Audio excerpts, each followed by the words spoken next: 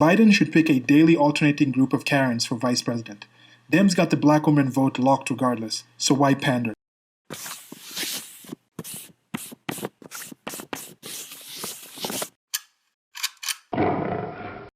So in this one, I've been following the election, run up to the election, as many may expect if you've been following this channel. You know I'm into politics. But in the United States of America, it looks like the presumptive nominee for the Democrat Party is going to be Joe Biden. Now, Joe Biden was vice president under President Barack Obama, who was the 44th president of the United States of America. He has previously ran for president. He has been part of the political system in the United States for quite some time. And no matter how you think he came to win, he has gotten to the situation where he's the only person vying for this position, and I think he's going to get it.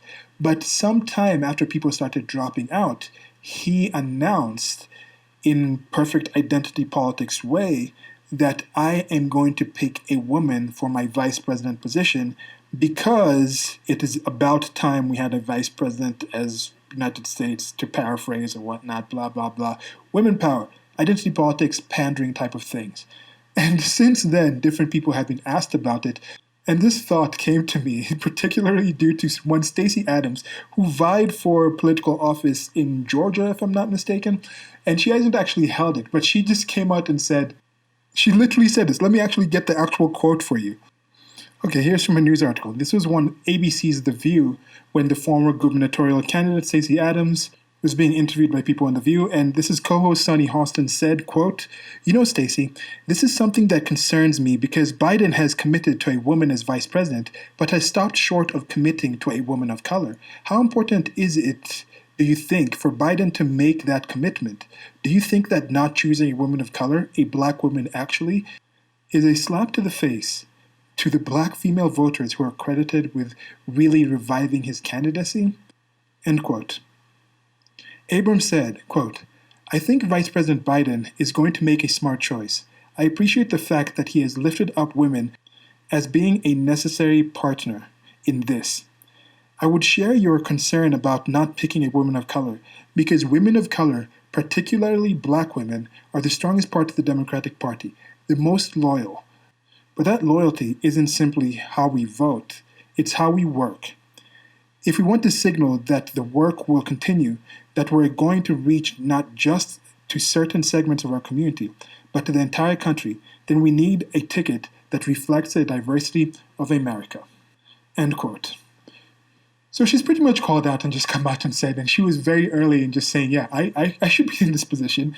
And the general political answer that some people have given before is they kind of beat around the bush, even though you pretty much, they've been sending signals through their through other channels that they're up for it. People know that these are not entirely unintelligent people. These are somewhat politically savvy people. They know they're up for it. They watch the news. They see the list, like the list I'm going to actually read you, talking about who is a potential nominee. If you've actually been running against him in the primaries, chances are you are on that list, and you are going to be taken to the different news channels and asked about it. And the political answer, I think, like something like what Gretchen Whitmer, I'm going to get to her on the list. I think she's the governor of Michigan, of the state of Michigan, and she was asked, and she gave that political answer like, I'm focused on doing this right now, I'm doing this and this, and that's treated as, yeah, you know, that's a nice answer. She shows that she's actually focused on something. When Stacy Adams comes out and says like, yeah, pick me, I should be the one to do it, people say, look at her, she's a go-getter. So is this double standards where it's just, oh, you can just do whatever you want? I, for one, actually prefer Stacey Abrams just coming out and saying it. I wish politicians were just more outright in what they actually think and feel and say. That is part of why I like Donald Trump. And then now it's different with the actual results of what the person actually does. But it's good to have that open honesty and just this clearness, just coming out and saying it like you feel it. I think that's a positive thing. So let me know what you think about that. Now, I'm going to go and read this, the top 10 women Joe Biden might pick as vice president. And I've seen a separate thing saying he's putting together a group of people to pick. I don't know if the group of people is being put together by May 1st, or he's going to pick by May 1st. And when I'm recording this is on the 27th. So this is coming up in 3 days, I think. April goes to the 31st. I think it goes to the 31st. I'm going to go to the 30th. But anyway, so we're going to find out soon who he's going to pick. Who do you think he's going to pick? And these are the top 10 people according to CNN. And this is by Chris Kiliza. It could be Kiliza. It's Cillizza, or is it ZZ? Do you go with Z or Z? Which one do you go with? And this is the top 10 women Joe Biden might pick as a vice president. He gives a bit of a preamble there, some things before it, but let me just go into the number and then come back at the end with some thoughts. I'm just going to read through it. Number 10, Stacy Abrams. If passed as prologue, activity campaigning to be the VP pick virtually ensures that Abrams won't get it. Historically, acting as though you are almost certainly unaware that there is even a vice president to be picked is a recipe for success. That said, Abrams is a young, 46, African-American woman who came within a few thousand votes of winning a Georgia governorship in 2018. Previous ranking on his list was number 9. Now, this is kind of cool how he's putting the ranking thing, and this is kind of a thing, like, I see a lot of parallels with sports and politics. It's just, life has parallels across the place, and people say that's a game, and this is not. And one thing I've mentioned before also is with sports, we seem to hold sports to a higher standard. We look at the NFL draft that just happened and look at where people go and where people are picked and the hit or miss with the actual thing. But it's actually rather limited known factors of what they're going to play. They've had a histories. You can actually look, you can study and break down players in certain ways where people might say is actually inhuman how they break down the actual players.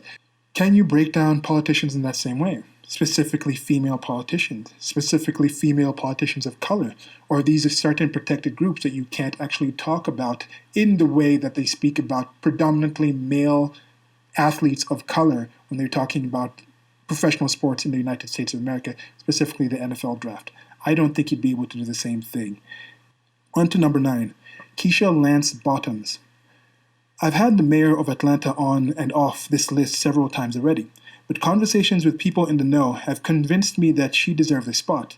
KLB is not only the mayor of a large southern city, but she also was one of Biden's earliest and most stalwart endorsers and surrogates. At 50, she would represent a major generational shift for the 77-year-old Biden. Previous ranking, not ranked. So I'm reading this from his April 16th list, which is the one that actually first took notice of this thing. So he's updating these, so he may be changing it. It may have changed by now, but you can check it out if you want to know. And one thing, they're talking about the ages here, 50, 46, talking about younger. I was just thinking about in a separate one how Joe Biden picking a youngish female candidate is pretty much going to turn out to be a situation like current year version of McCain and Palin back in 2008. That was it, 2008? Would you say 28 or 2008? Or you just say 2008 when you don't have the 20 and then the actual number that starts in the 10 section there. I don't know how these things go. But yeah, it's going to be that kind of situation. I think it's kind of comical to do this. But then people break it down and they know, hey, these are our demographics and we're actually going to speak to these people. And that's part of why this thing is this way, because I'm like, hey, the black women vote is already there. They're already going to vote. It's normally 95%. It's normally the biggest group that votes consistently in one way is black females. It normally ranges to the 95% around that way voting Democrat when they actually do vote. Okay, number 8. Tammy Baldwin. The upset victory of a liberal Democrat over a sitting conservative Wisconsin State Supreme Court justice this week has to make Democrats feel good about their chances of retaking the Badger State from President Donald Trump in November. But there's no question how central Wisconsin will be to the electoral maps of both Biden and Trump. And Baldwin just got reelected to the Senate from the state with a 55% in 2018. Previous ranking, number 7.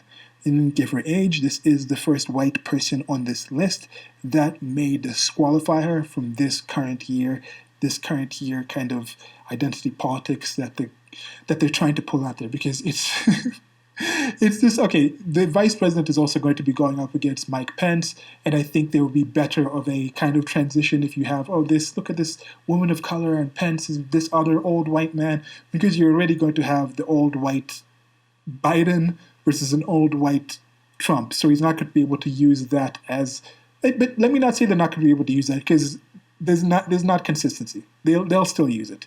Okay, moving on to number 7. Tammy Duckworth. The Illinois senator continues to fly under the radar when it comes to the vice president selection process. She's not on national cable TV much and not giving interviews where she floats herself as a possibility. But there is a lot to recommend her, including her military service, that led to the loss of both legs and the full use of her right arm. The fact she is the first U.S.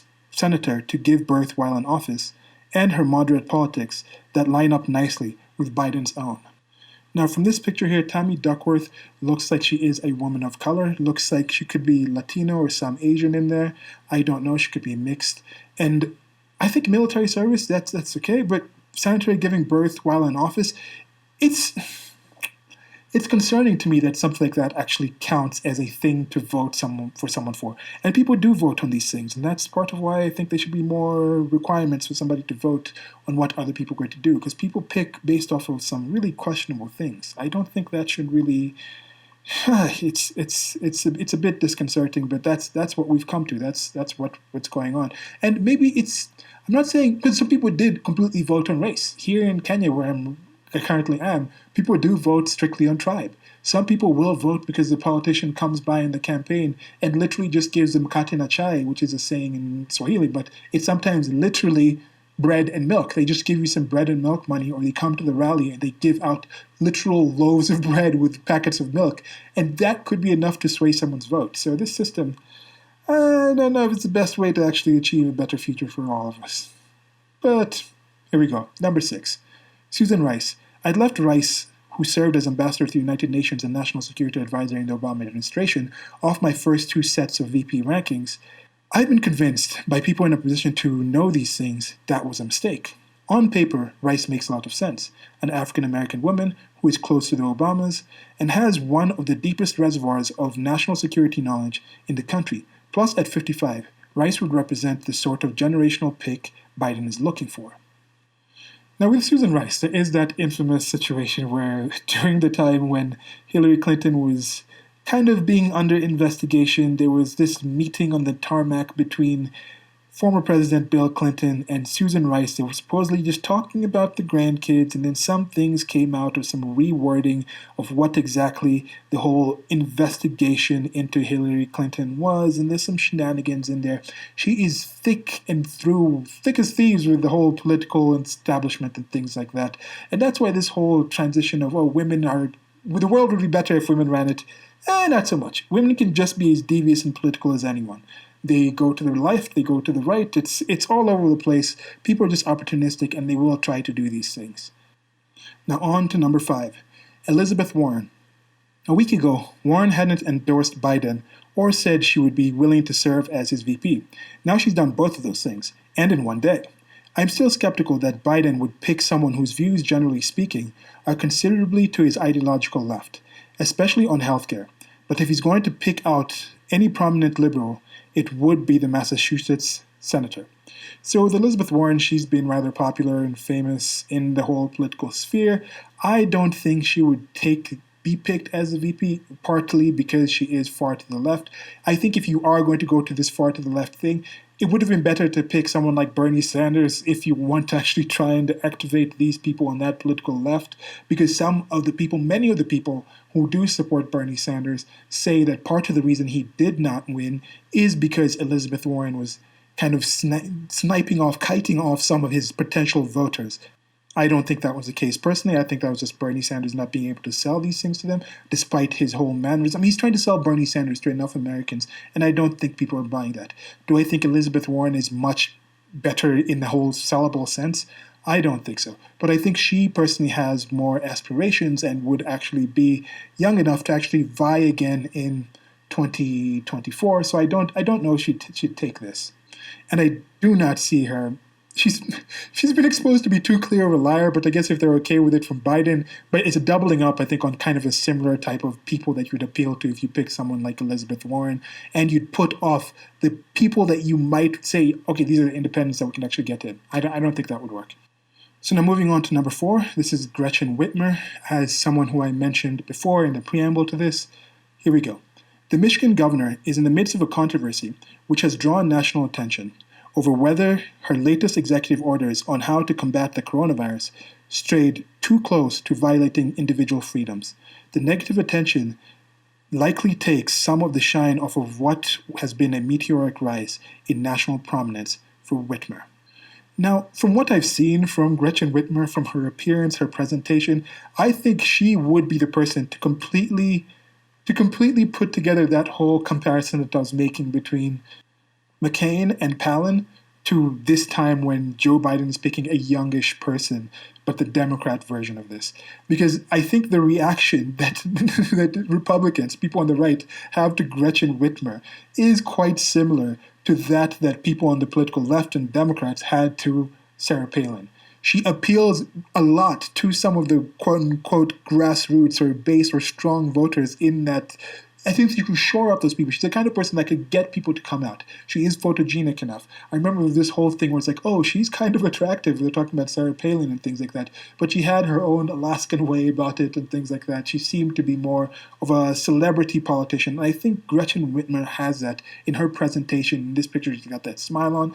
I think she looks like a villain, like a movie villain from like those 90s movies that are about more like some kind of city type of situation, some kind of intrigue drama movie where she comes in the start and she seems to just be somebody who's affected by it or somebody who's just a side character that's maybe in some company that's having something going on inside that's they're stealing from these people. And then halfway through the movie, it turns out that she's like the main villain that's been behind these things, and she's been pretending she's actually a victim. She could play that one character from that Charlie's Angel, I think Charlie's Angel 2, where there was that one character who was with Knox, where she turns out to actually be a villain. I think she could play that position. Now that could just be my personal bias, but you check her out for yourself and let me know what you think about that. And also that thing with Trump about liberating the different states, to me that seemed to be him talking about voting, and then people were like, oh, Trump was telling people to get out there with the guns and actually have some kind of thing where you take these people down and shoot up the place. I don't. Anyway, on to number 3. Katherine Cortes Masto. The Nevada senator just makes a lot of sense for Biden. She has the experience he's looking for. She was attorney general in the state before being elected to the Senate in 2016, but at 56 years old, she also makes sense as a generational bridge for him. Plus, she's one of the highest-ranking Latina elected officials in the country, at a time when that population is booming, and Biden hopes to capture those voters in key swing states like Colorado, Florida, and yes, Nevada in November. Again, this is disgusting to me that this is still such a central thing, that people completely understand that majority of people put a whole lot of importance in somebody's race or gender in order to vote for them. That is a disgusting thing to me. That should not be a requirement for somebody to run for office. I wish there was some kind of future where you just had avatars for all the people voting that were just blank, and you were just voting on the actual term. And it's like the Masked Singer stand-up thing. And it's a Masked Singer kind of show in, there's this reality TV competition show where there's a Masked Singer, someone comes out with some kind of outfit, costume on. You don't tell who it is, they sing, and then people vote on them. Then, oh, they reveal themselves. You just vote on the actual person in this avatar, and then it comes out in the end, oh, this is the person who won, and then see how it actually matches. But the name, the appearance, it's a sad situation. I hope we go away from that. But they're talking about this generational gap, because Joe Biden is going to be 80 if he actually wins. I think he's like 79 right now. Let me double check that. No, he's 77 years old. But if he does win, I don't think he's going to win. But if he did get in, the proposition is by 2024, he is going to be 80. Now, this is a situation where people are saying, even if he does win, whoever he picks will probably be the president, will probably be the person running, because chances are he'll be too ill, he'll drop out, and he won't be capable to actually finish off.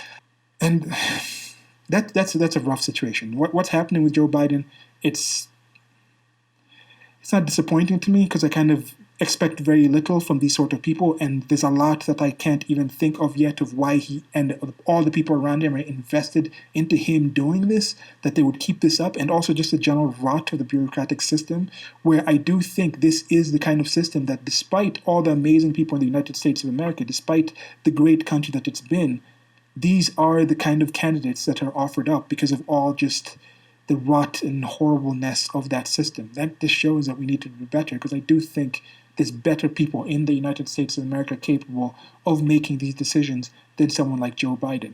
Maybe not in this system, but they actually do exist, and we need to find ways to get these people to make those decisions, even if it's just on an individual basis. Now, on to, well, like I'm saying that, and I'm also talking about the massive amounts of people that actually do vote on racial lines and things like that. I don't know. Yeah. Okay, number 2, Amy Klobuchar. I'm just laughing a bit there. There's this line, this clip that they often use on the best podcast in the universe. of Amy Klobuchar saying something like, sounds good, but in her Minnesotan accent, Minnesotan accent. It's a funny clip. But anyway, let me actually read what's written here. If Biden was watching the presidential campaign the Minnesota senator ran in 2020, and he was, then he knows that she has a long track record of electoral success in the Midwest, favors his pragmatic approach to politics, and is a very good debater. She's also far better known today than she was 18 months ago, and better liked. Now, about the better liked thing, there was this news story that came out from some people in her campaign that she is very vicious and tough. But then there's also this documentary right now about Michael Jordan, and you see certain people who are achieving at certain levels that are very vicious and tough on their people around them. So that could be that. It could be her being a mean person, or it could be that. There's something that's come out about Ellen, who is also liked by certain people, who it's just something in the industry, supposedly she's very harsh and not very likable in person. But it seems there's been this thing going on for a long time, where the foibles of people, certain people, have been protected from the general public. Some people will accept certain behaviors from certain people.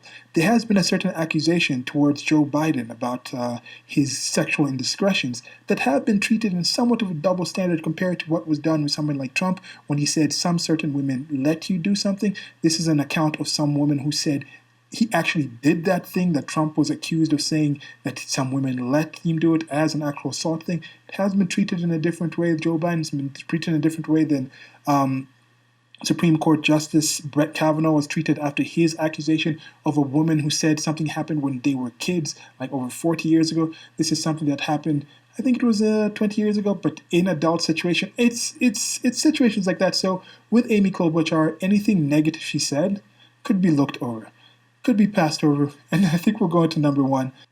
Kamala Harris as the number one pick on this list. Let's read what's here and then I'll finish up.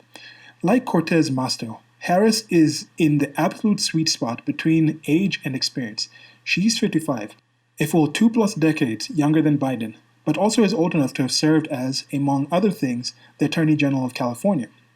She's also the most prominent African American elected official in the country right now.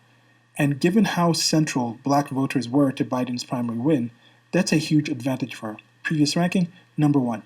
So that's it for the list. And with the previous backing things, there had been some accusations of what Kamala Harris has done as Attorney General and some other less savvy, less savory things I shall not speak on here directly about how she got that position. There are some direct things about what Kamala Harris's actual father has said about her actual ethnicity and certain claims and things that she said. So that is a dicey type of situation. She is of Jamaican descent and I think Indian, like the country India, not like the whole Native American type of things, which is still weird to me that some people call them Indians. I think most of them personally would prefer Native American. But with Kamala Harris and some of these people, they said some really horrible, rough things about Joe Biden. But in the whole political sphere, people are like, yeah, that's just what people say when they're running for this position. But then now they're going to take the vice president position. They're going to completely support them. We're going to completely forget and ignore all the things they said about how Biden was actually not really someone who should run for this. But now we're going to do this. And that's something I really dislike about politics. So when people hold Trump to certain standards, look what he said. Look what he said. We got to treat him for what he said, despite the actual actions that he takes. Like, look at what you people are doing. Did you believe them when they were saying all these things about Biden? Did they lie before about Biden being unfit to be in this position? Or do you think that's just politicking? Do you accepting that's what politics actually is? Now, with this whole picking someone like Kamala Harris of questionable ethnicity, I don't know about this thing. There is something in the African American community that they're like, okay, there's a difference between like descendants of slaves, DOS, and just people who migrated in after the whole slavery time. That is a question with Kamala Harris. I don't know how black she would be considered by certain people and things like that. I don't think that matters that much because, as I said, black women have been voting straight Democrat for a long time, no matter who was there, even if it was just white people in there. They have done some study I saw asking who is actually more concerned about the race, that the race is a white person in the actual nominees. And it turned out white people, specifically white women, were most concerned that the Democrats were nominating a white person in Joe Biden. Other groups didn't really care that much. And as I said, they're going to vote that way anyway. So why pick someone like this? The actual potential swing votes that they could actually get here are suburban white women of the age between 25 and 40, I think, around there. Now, those are the people who someone would appeal to. I think someone like Gretchen Whitmer might actually appeal to them. You look at the people who are most supportive of some of the restrictions and controls going on that Gretchen Whitmer has been protested against for doing are people who are those Karens that I was speaking about. And with the whole Karen term, there's this funny meme I saw where someone was like, oh, calling people Karen is like the new N-word. First of all, the Karen thing is, there's Karens on the left, there's Karens on the right, there's Karens all over the place. And it's just this kind of meme about this person who just comes out and says, I want to speak to your manager. And there's this unique haircut that the Karens have and things like this. And there's certain things about them. But this person on Twitter said, okay, Karens is like the new N-word. It's like calling people the N-word. And then somebody says, okay, are you a house Karen or a field Karen? And that just shows that thing. There is certain situations that I've seen in the West, specifically in the United States of America. This might be due to my increased experience with that mostly middle class around that white women have adopted this civil rights type of movement that they say they are being treated to the dehumanization and discrimination similar to what predominantly black males went through, and just blacks in general in the United States of America. And that is an interesting thing that I've seen there, that they kind of jumped into that whole situation and they seem to be trying to take leadership or take ownership of those historical wrongs, or those historical imbalances, those historical handicaps that certain groups have had. And when you actually look at it, I don't find actual reason to actually believe any of these things. So that's it for now. This is part of the Shorties series, but this turned out a lot longer. I think I shall actually include this in the actual Shorties playlist on YouTube and in that series when I post it on the blog at rantathon.wordpress.com. But for now, I'll also include this in the regular Rantathon playlist. That's it for now. Like, share, and subscribe. Who do you think he's going to pick as vice president? Do you think it matters? What do you think about people voting on racial lines? Do you think the gender of someone should actually count in this situation? Let's say you could find a man who's currently proposing every single thing that female candidate that is picked is doing, but a few more things that are actually things that you support. Do you think that person should get it over the female, even though Biden has said that, or is he just stuck with it? Does he have to do that? So anyway, links to the merchandise store are included wherever I post this, where you can get some different merch there. Like if you liked what I was saying, subscribe if you're not subscribed, dislike if you dislike this video and the content. Let me know what you think in the comment section. There's also a PayPal link somewhere down there, somewhere in this situation. If you feel like you want to help donate and help me out with making this content, much appreciated. Already appreciate you taking the time to listen to this. Till next time, goodbye.